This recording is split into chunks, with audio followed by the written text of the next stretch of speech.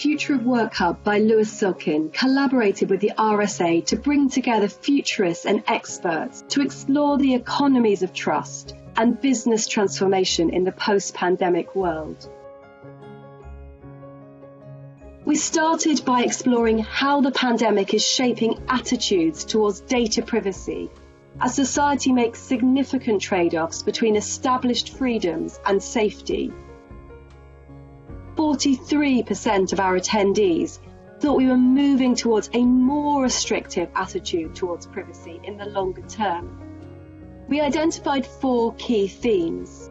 Building trust in technology and use of data requires us to involve employees in decisions about how data is used, showing that it helps to improve well-being rather than being seen as a microscope to measure performance. And there needs to be trust in regulation as well.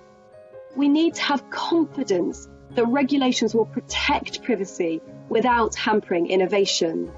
And business is responsible for ensuring that data has a democratizing effect, removing bias and discrimination from previously human processes. Finally, we concluded that overall transparency is key to changing the relationship between technology, data, and trust. In our second discussion, we looked at rethinking space and workplace culture, how the purpose of the office might change as businesses assess different ways of working. We also examined the role of good work and technology in shaping workplace culture. The 4 themes we identified were focusing on a different use of space, enough space for physical interaction without needing space for habitual attendance. 97% of our attendees felt that the purpose of office space would change. And we're moving towards work-life integration and away from work-life balance. The idea of separation between work and home is breaking down. But technology is now critical in creating communication channels and supporting the employee voice. And finally, the one-size-fits-all business culture is breaking down. People have experienced the pandemic differently. We need to find more individualized responses to individual issues to avoid a 2-tier workforce.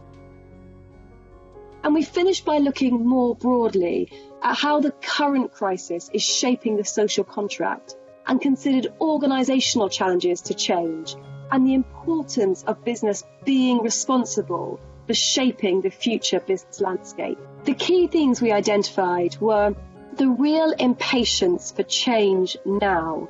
Employees don't want more vision statements. They want evidence of concrete action. And there's a challenge for leaders. Hierarchy has been subverted. Organisations are working in a flatter way during the crisis. But leaders still need to lead, and they need to make the necessary tough decisions that can't be made collectively. But community has been reborn. The way in which organisations are interacting with local communities during the pandemic has brought meaningful change, and that needs to be maintained. And lastly, we identified a change in attitudes towards security of employment. 74% of our attendees thought the government should introduce a modern safety net in the form of a universal basic income. Matthew Taylor said, people either want labour laws, protections and restrictions on forms of work to guarantee security at work, or they want a welfare system for greater security and dignity if work isn't continuous and secure. They will not want neither. Across the series, we asked attendees if coronavirus was wiped out tomorrow, which would be the biggest adaptation they would retain for the business in the longer term. Over half said they would retain support for agile working. James Davies concluded the series by saying, we're facing the twin track challenges of creating a society with better work, yet also facing the headwinds of an economic crisis.